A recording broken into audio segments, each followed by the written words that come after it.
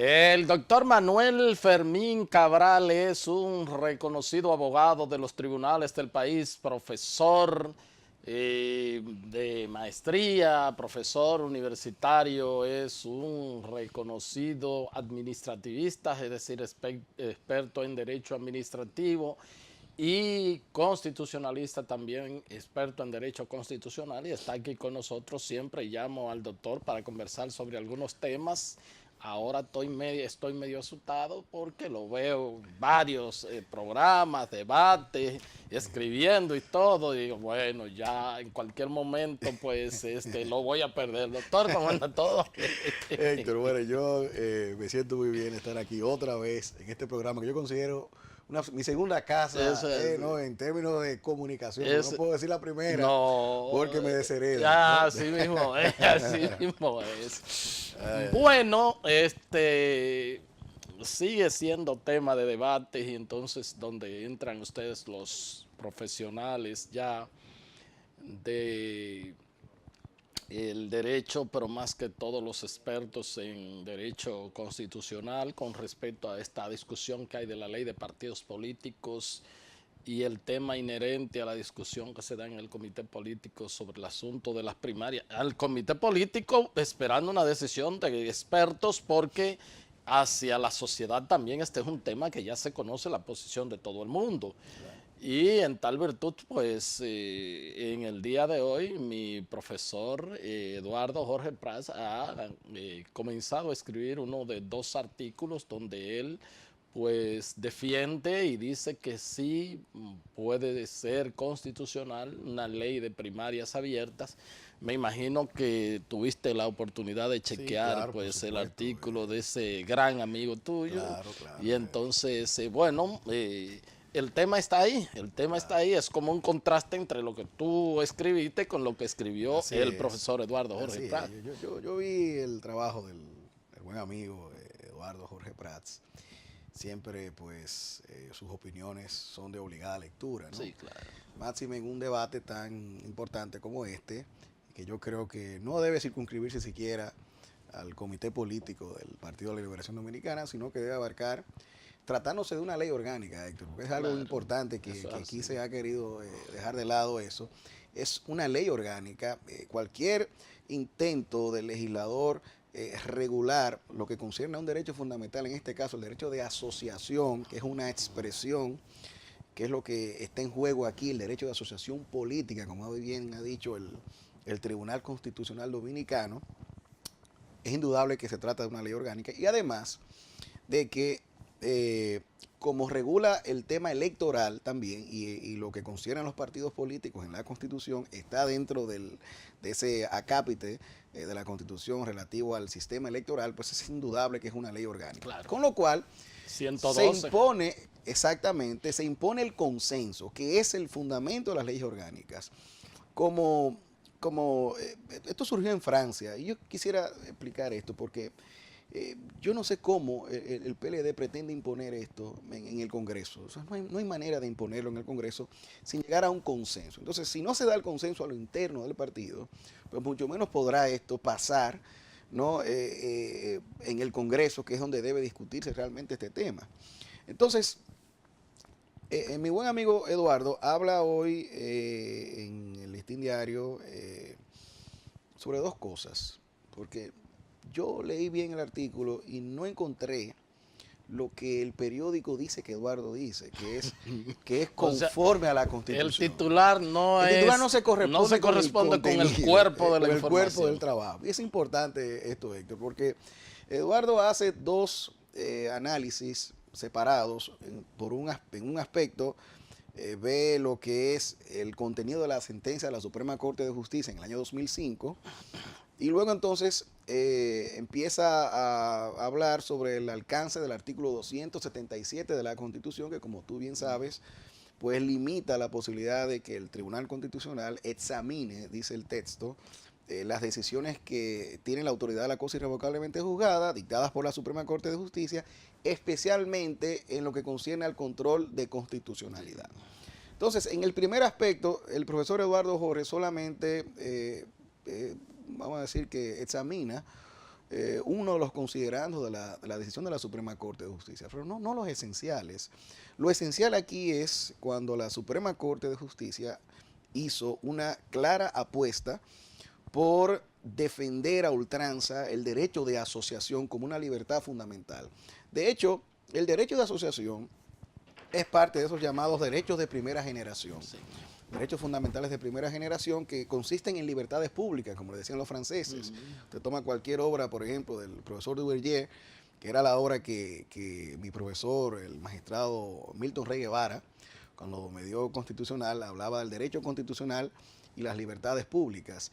Y entonces ese derecho de asociación se considera pues como parte de esa esfera de libertades de la etapa decimonónica, donde el Estado no puede intervenir. Bueno, de hecho, déjame decirte que el máster que yo estoy haciendo con la titulación de la Universidad de la Sorbona se llama Derecho Constitucional y Libertades Fundamentales. Públicas. Exactamente. Para ellos, libertades fundamentales. Los franceses todavía tienen esa visión. Así es. De garantizar ese espacio de libertad. Y vino una profesora solamente a hablar de libertades públicas, de esas libertades. Claro. La coordinadora del máster vino a hablar sobre eso, o sea, sobre quién recae eso y cuáles son los límites del Estado, cuáles son para poder organizar, pero sobre todo para garantizar. El Estado entra como garante de esas libertades. Es así. Entonces, ¿qué pasa? Los partidos políticos son expresiones del derecho de asociación, que eso es lo que no se ha querido enfatizar.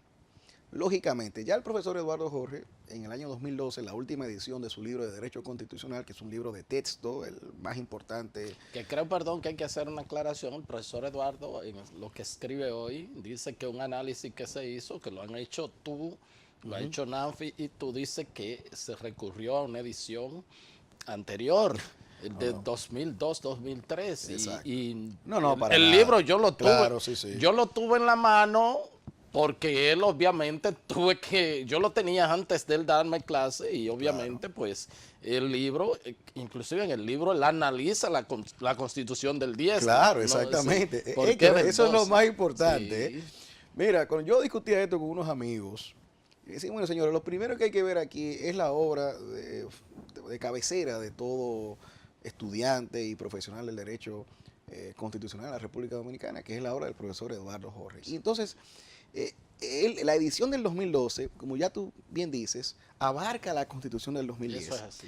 Pero el profesor Eduardo Jorge hace un análisis también bastante amplio, incluyendo las decisiones del Tribunal Constitucional Español, del Tribunal Constitucional Alemán. Óyeme, Eduardo utiliza una expresión muy interesante y es de que ese tema de la democracia interna le compete única y exclusivamente a los afiliados. Eso decía hoy, por ejemplo, el buen amigo Vinicio Castillo Semán en su artículo del Listín Diario, que él hacía hincapié en eso. La democracia interna, sí, pero para los afiliados. Es decir, que las decisiones que van a tomar los afiliados, pues no correspondan a las cúpulas, sino que tengan que hacerse en base a lo que son procesos democráticos internos, que es el verdadero límite que tiene la libertad de organización. Porque de la libertad de asociación se deriva la libertad de organización, como lo bien explica el Tribunal Constitucional Español en una decisión, la 56 del 1995, es sumamente clara en este aspecto. Y Héctor, mire, son tantos los argumentos que se podrán dar para usted defender que solamente a los afiliados le corresponde decidir ese tipo de cuestiones, porque son parte esencial de la vida cotidiana de un partido político. No es verdad que terceros puedan tomar esa decisión. Y entonces, imponer ese modelo, pues, lo que significa es dejar sin contenido, sin ese contenido esencial de la que habla el mismo Tribunal Constitucional Dominicano, que es la razón de ser de ese derecho. No lo pueden dejar de lado, no pueden dejar esto sin contenido. El derecho de asociación es lo que implica que los miembros van a tomar esa decisión, si la quieren abiertas o si la quieren cerradas. Y lo que yo he dicho también, Héctor, yo cité un trabajo de un profesor, David Jiménez Gluck, catedrático de la Carlos III de Madrid, donde él dice que en todo caso, si se va a imponer un modelo, el de primaria cerrada se ajusta más a la Constitución. ¿Por qué? Porque en las primarias cerradas los militantes, los afiliados, son los que tienen la decisión. Entonces, yo en todo caso lo que diría es, bueno, si se va a imponer un modelo del plano legislativo, tiene que ser el de primarias cerradas para que los afiliados sigan teniendo ese poder decisorio sobre los grandes temas del partido. Pero eso inclusive el profesor Eduardo lo explica también, Magistralmente. magistralmente. Cuando habla que la ley no le puede imponer a un partido de que se organice a través, que sea Claro. de cuadro, que sea de Pero, masa, Héctor, que sea... no nos olvidemos también de la opinión sustentada, muy bien sustentada, de un gran amigo también, y a quien admiro muchísimo, del profesor Flavio Arias Espinal, que, mira, las cosas de la vida, hoy en día es el consultor jurídico del Poder Ejecutivo, precisamente del grupo que pues quieren el tema de las primarias abiertas. Interesante que se den estas discusiones, porque entonces uno puede ver la visión de los académicos y esto. Flavio Arias Espinal es un gran y sólido académico, un profesional muy reconocido como catedrático, autor de obras importantes. Su libro del constitucionalismo y los procesos políticos es una gran obra. Y Flavio pues hace una opinión incluso de la perspectiva del politólogo también, como lo es él, donde analiza también desde el plano de las ciencias políticas la improcedencia de ese modelo, que eso no da resultados. Y dice una cosa, Héctor, muy interesante. Él propone que los partidos pequeños, que sí pueden tener verdaderos problemas con el padrón, entonces sí a lo mejor se le deje a ellos con el tema de las primarias abiertas. Pero en los grandes partidos tienen que, ¿y cómo ha sido la tradición, Héctor? Esa es la tradición del PLD, esa es la tradición. El PLD tendría que abocarse a modificar sus estatutos internos, que dicen que las primarias son cerradas. Eso es así. Eso es así. Bueno, entonces, un poco uno ha visto las argumentaciones también del profesor Eduardo Jorge Prats con respecto al 277. Correcto, sí. Y bueno, yo creo que no hay nadie más, creo que no hay nadie más que tú, como dice... como dice una canción, para hablar de eso, porque a ti fue que el Tribunal Constitucional actual te golpeó con eso. Yo se lo decía a un amigo, señores, yo conozco muy bien ese precedente, el 184, porque es un caso muy similar a lo que eventualmente pasaría. El 277, pero correcto. Lo que pasa es que la sentencia es la 184. La sentencia 184 hace el siguiente análisis. Es importante que la gente sepa. Yo espero, tú hablaste nuevamente tú hablaste, perdón, y dejaste algo así en el tintero, porque nos quedan unos minutos para irnos a la segunda pausa, para darle todo a ese claro. Pero tú hablaste de la parte de la libertad de asociación. Correcto. Y lo hablaste como... derecho de primera generación. Correcto, y así está en la Constitución actual. Totalmente, o sea, claro. Dentro de los artículos del 37 al 50 están los derechos civiles y políticos, que son los de primera generación. Correcto. A partir del 50, entonces están los derechos sociales y económicos, que son de segunda generación. De segunda generación. Después vienen los derechos de tercera generación, del medio ambiente sano, la cultura, etcétera. Claro.